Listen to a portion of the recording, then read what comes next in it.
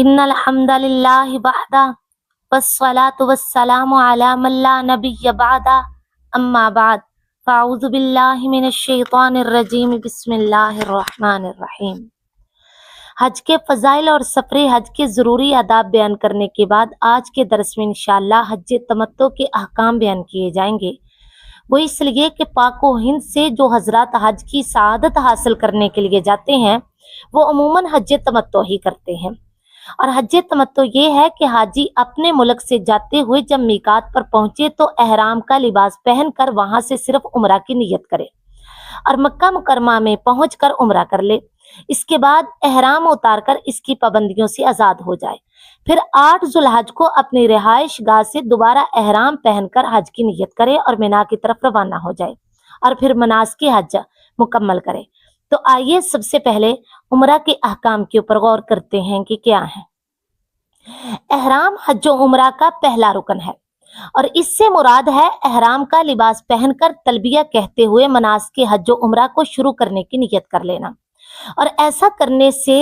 احرام پہننے والے شخص کے اوپر چند امور کی پابندی کرنا لازم ہو جاتا ہے۔ عمرے کا احرام میقات سے شروع ہوتا ہے، البتہ یہ ہو سکتا ہے کہ لباس احرام پہلے پہن لیا جائے اور نیت میقات سے کی جائے۔ میقات سے احرام باندھے بغیر گزرنا حرام ہے۔ اگر کوئی شخص ایسا کرے تو اسے میقات کو واپس آنا یا مکہ جا کر دم دینا پڑے گا۔ میقات کیا ہے؟ یاد رہے میقات واحد اور مواقیت اس کی جمع ہے۔ مواقیت سے مراد وہ مخصوص مقامات ہیں جہاں سے گزرنے والے حاجی یا عمرہ کرنے والے کے لیے احرام باندھنا ضروری ہوتا ہے۔ حضرت عبداللہ بن عباس رضی اللہ تعالیٰ عنہما بیان کرتے ہیں کہ رسول اللہ صلی اللہ علیہ وسلم نے اہل مدینہ کے لیے ذوالحلیفہ، اہل شام کے لیے جحفہ، اہل نجد کے لیے قرن المنازل اور اہل یمن کے لیے یلملم کو میقات مقرر فرمایا۔ یہ مواقیت ان ملکوں کے لیے ہیں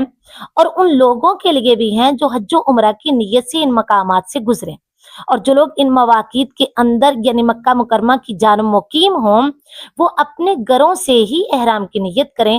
حتیٰ کہ مکہ والے مکہ ہی سے احرام کی نیت کریں۔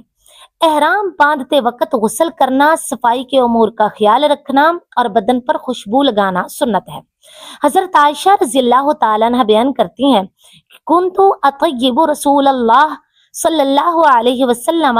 لإحرامہ حین یحرم ولحلہ قبل ان یطوف بالبیت، یعنی میں رسول اللہ صلی اللہ علیہ وسلم کو احرام کے لیے احرام باندھتے وقت خوشبو لگاتی تھی، اسی طرح جب آپ احرام کھولتے تو بیت اللہ کے طواف افاضہ سے پہلے بھی آپ کو خوشبو لگاتی تھی۔ یاد رہے خوشبو لگانا مردوں کے لیے ہے، خواتین خوشبو نہیں لگا سکتی۔ مرد تو سفید اور صاف ستھری چادروں میں احرام باندھے، جبکہ خواتین اپنے عام لباس میں ہی احرام کی نیت کریں۔ اگر میقات پر عورت ایام مخصوصہ میں ہو تو وہ غسل کر کے احرام کی نیت کر لے۔ حضرت عائشہ رضی اللہ تعالی عنہ اور حضرت جابر بن عبداللہ رضی اللہ تعالی عنہ بیان کرتے ہیں کہ حضرت اسماء بنت امیس رضی اللہ تعالی عنہ جو حضرت ابوبکر رضی اللہ تعالی عنہ کی بیوی ہیں انہوں نے ذوالحلیفہ میں بیدہ کے مقام پر محمد بن ابی بکر کو جنم دیا، تو رسول اللہ صلی اللہ علیہ وسلم نے حضرت ابوبکر رضی اللہ تعالیٰ عنہ کو حکم دیا کہ اپنی بیوی کو حکم دیں کہ وہ غسل کر لیں اور احرام کی نیت کر لیں۔ احرام کی نیت ان الفاظ سے کریں، لبیک اللہم عمرۃ، پھر تلبیہ پڑھنا شروع کر دیں اور طواف شروع کرنے تک اسے پڑھتے رہیں۔ تلبیہ یہ ہے لبیک اللہم لبیک، لبیک لا شریک لک لبیک، ان الحمد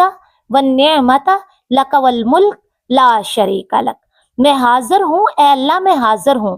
میں حاضر ہوں، تیرا کوئی شریک نہیں، میں حاضر ہوں، بے شک تمام تعریفیں، نعمتیں اور بادشاہت تیرے لیے ہے، تیرا کوئی شریک نہیں۔ مردوں کے لیے مستحب ہے کہ وہ تلبیہ بلند آواز سے پڑھیں، کیونکہ رسول اکرم صلی اللہ علیہ وسلم نے صحابہ اکرام رضوان اللہ علیہم اجمعین کو اس کا حکم دیا تھا، اور آپ صلی اللہ علیہ وسلم نے فرمایا کہ اتانی جبریل علیہ السلام فامرنی ان آمر اصحابی ومن معی ان یرفعوا اصواتهم بالاحلال،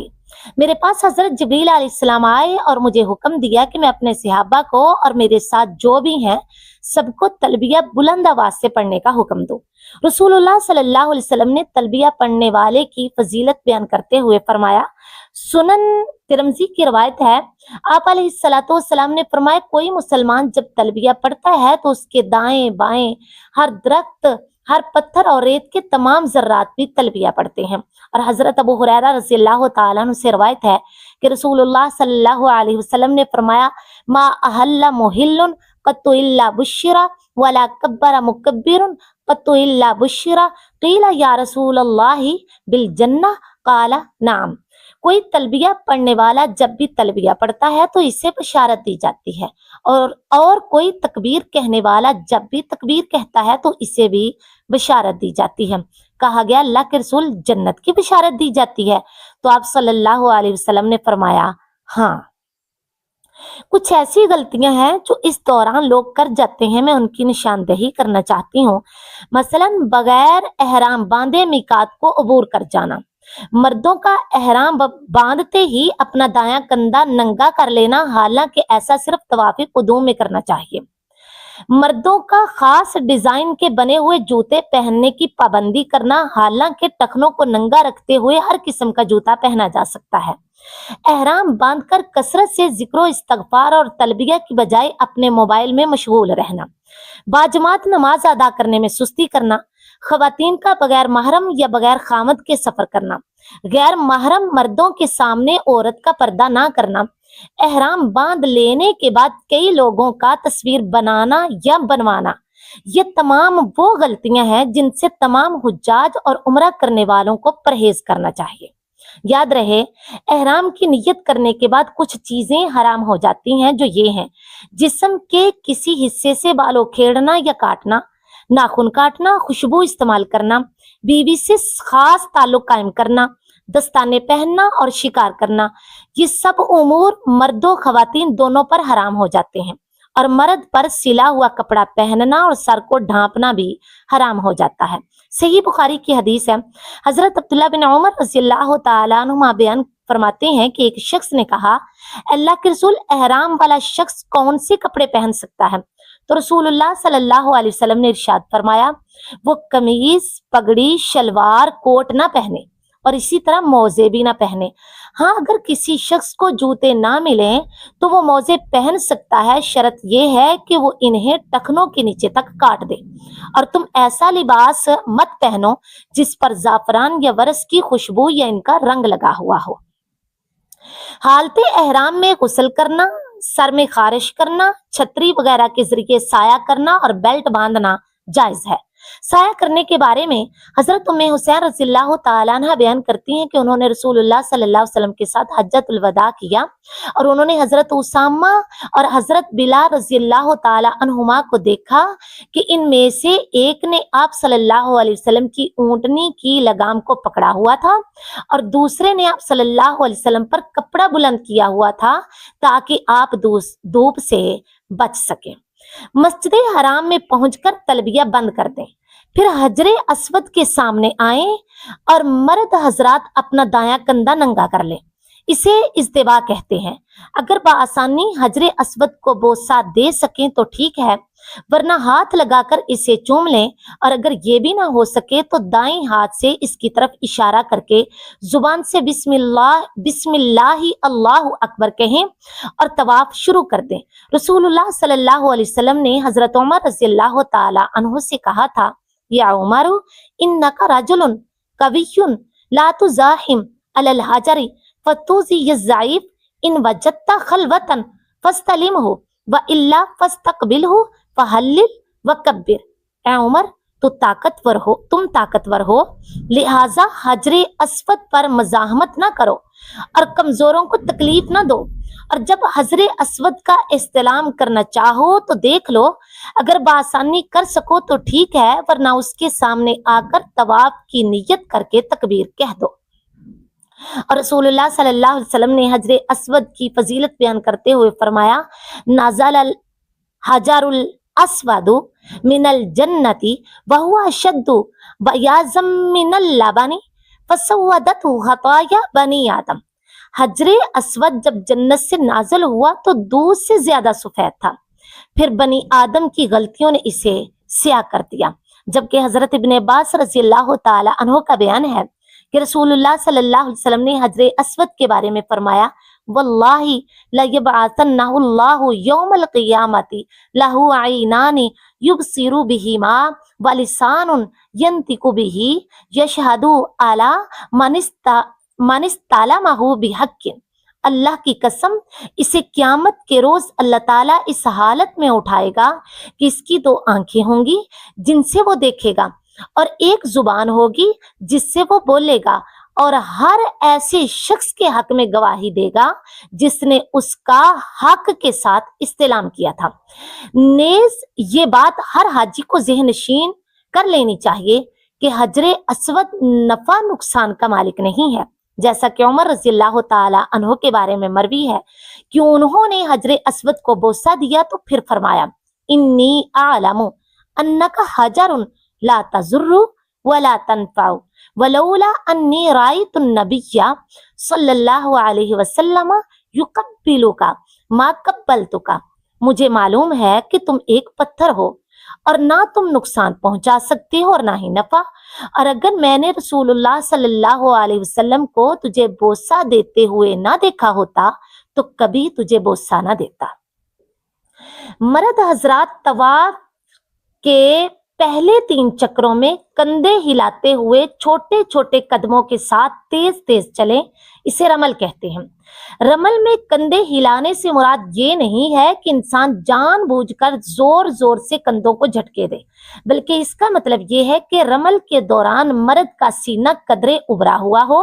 چال میں پھرتی اور قوت نظر آئے، چھوٹے چھوٹے قدموں کے ساتھ قدرے تیز چلیں۔ تیز چلنے کی وجہ سے کندھوں میں جو قدرتی حرکت پیدا ہوتی ہے اس سے مراد وہ حرکت ہے، یعنی اصل سنت بہادری والی چال چلنا ہے، نہ کہ الگ سے کندھے جھٹکنا۔ یہ عمل مردوں کے لیے خاص ہے، یاد رہے کہ خواتین رمل نہیں کریں گی۔ صحیح بخاری کی حدیث ہے، حضرت عبداللہ بن عمر رضی اللہ تعالیٰ عنہ بیان فرماتے ہیں کہ رسول اللہ صلی اللہ علیہ وسلم جب حج میں یا عمرہ میں طواف کرتے تو سب سے پہلے 3 چکر تیز تیز قدموں کے ساتھ لگاتے، پھر 4 چکر عام رفتار میں مکمل کرتے، اس کے بعد 2 رکعت ادا فرماتے اور پھر صفا اور مروہ کے درمیان سعی کرتے۔ دوران طواف ذکر، دعا اور تلاوت قرآن میں مشغول رہیں۔ ہر چکر کی کوئی خاص دعا نہیں ہے، البتہ رکن یمانی اور حجر اسود کے درمیان ربنا آتنا فی الدنیا حسنۃ وفی الآخرۃ حسنۃ وقنا عذاب النار کا پڑھنا مسنون ہے۔ ذکر اور دعا میں آواز بلند کرنا درست نہیں ہے۔ اللہ تعالیٰ کا فرمان ہے وَاذْكُرْ رَبَّكَ فِي نَفْسِكَ تضرعا وخیفۃ ودون الجہر من القول بالغدو والآصال ولا تکن من الغافلین، اور اپنے رب کا ذکر کریں اپنے دل میں عاجزی اور خوف کے ساتھ، اور زور کی آواز کی نسبت کم آواز کے ساتھ، صبح اور شام، اور اہل غفلت میں سے مت ہوں۔ اور فرمایا ادعوا ربکم تضرعا وخفیہ انہ لا يحب المعتدین، تم اپنے رب سے دعا کیا کرو گڑ گڑا کر بھی اور چپکے چپکے بھی،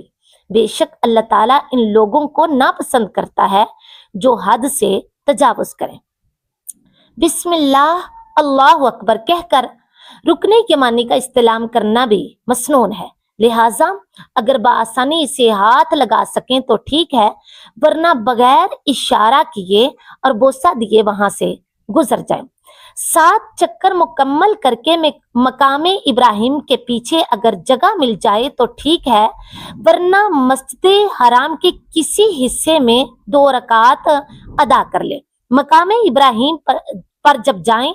تو حدیث کے اندر آتا ہے کہ نبی کریم صلی اللہ علیہ وسلم جب مقام ابراہیم پر پہنچے تو آپ نے قرآن پاک کی یہ آیت پڑھی وَاتَّخِذُوا مِن مَّقَامِ إِبْرَاهِيمَ مُصَلًّى، تو لہٰذا جب وہاں جائیں تو اس آیت کو پڑھ لیں۔ مقام ابراہیم کے پیچھے جگہ مل جائے تو ٹھیک، ورنہ مسجد حرام کے کسی بھی حصے میں 2 رکعت ادا کریں۔ پہلی رکعت میں سورہ فاتحہ کے بعد سورہ کافرون اور دوسری میں سورہ اخلاص پڑھیں، پھر زمزم کا پانی پئیں اور اپنے سر پر بہائیں۔ اس کے بعد اگر ہو سکے تو حجر اسود کا استلام کریں، کیونکہ یہ رسول اللہ صلی اللہ علیہ وسلم کی سنت ہے، ورنہ سیدھے صفا کی طرف چلے جائیں۔ صفا کے قریب جا کر ان الصفا والمروۃ من شعائر اللہ پڑھیں، پھر صفا پہ چڑھ جائیں اور خانہ کعبہ کی طرف منہ کر کے یہ دعا پڑھیں: لا الہ الا اللہ وحدہ لا شریک لہ، لہ الملک ولہ الحمد، یحیی و یمیت وہو علی کل شیء قدیر، لا الہ الا اللہ وحدہ لا شریک لہ، انجز وعدہ ونصر عبدہ وہزم الاحزاب وحدہ۔ پھر ہاتھ اٹھا کر دعا مانگے، 3 مرتبہ اسی طرح کر کے مروہ کی طرف روانہ ہو جائیں۔ راستے میں 2 سبز نشانوں کے درمیان دوڑے، البتہ عورتیں اور ان کے ساتھ جانے والے مرد نہیں دوڑیں گے۔ پھر عام رفتار میں چلتے ہوئے مروہ پر پہنچے، یہاں پہنچ کر 1 چکر پورا ہو جائے گا۔ اب یہاں بھی وہی کریں جو آپ نے صفا پر کیا تھا، پھر واپس صفا کی طرف آئیں، راستے میں 2 سبز نشانوں کے درمیان دوڑیں، صفا پہ پہنچ کر دوسرا چکر مکمل ہو جائے گا، پھر اسی طرح 7 چکر پورے کریں، آخری چکر مروہ پر پورا ہوگا۔ دوران سعی ذکر، دعا اور تلاوت قرآن میں مشغول رہیں۔ کچھ ایسی غلطیاں ہیں جن کو لوگ سعی کے دوران کرتے ہیں، جیسا کہ صفا اور مروہ پر قبلہ رخ ہو کر دونوں ہاتھوں سے اشارہ کرنا، اقامت نماز ہو جانے کے بعد بھی سعی کو جاری رکھنا، سعی کے 7 چکروں کی بجائے 14 چکر لگانا، ان تمام غلطیوں سے پرہیز کرنا چاہیے۔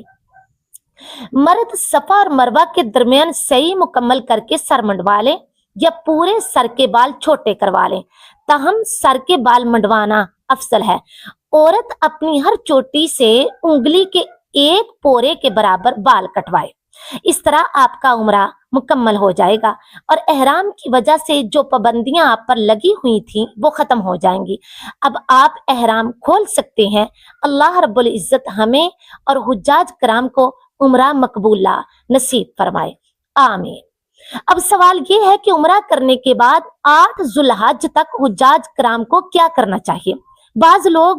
عمرے سے فارغ ہو کر مختلف مساجد اور پہاڑوں کی زیارت کے لیے ثواب کی نیت سے جاتے ہیں، حالانکہ ایسا کرنا حج و عمرہ سے تعلق نہیں رکھتا۔ اسی طرح مسجد عائشہ رضی اللہ تعالی عنہا سے احرام باندھ کر بار بار عمرے کرنا بھی رسول اللہ صلی اللہ علیہ وسلم سے اور آپ کے صحابہ کرام سے ثابت نہیں ہے۔ ہاں، صرف حضرت عائشہ رضی اللہ تعالی عنہا کے متعلق یہ ثابت ہے